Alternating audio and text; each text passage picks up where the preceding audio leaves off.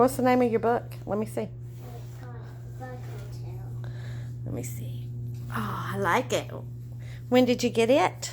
Today. You got it today? Awesome. 2 o'clock almost. This is a bee and they sting you. And they have very beautiful colors. Don't they? They're very beneficial to us too, aren't they? Yeah, they can bring their pollen to their hive. And this is the butterfly.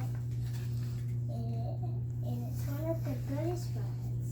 Stage 1, eggs. Stage 2, caterpillar. Stage 3, chrysalis.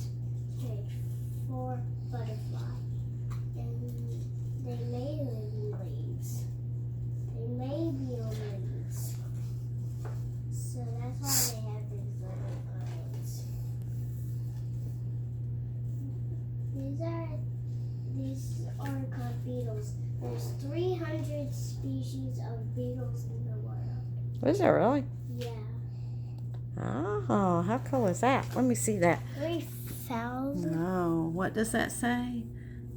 3,000. That says 300,000. Well, But that's okay. these are the different kind of beetles, and they like to live in rocks. So tell me, what's your favorite bug? Butterfly or bee.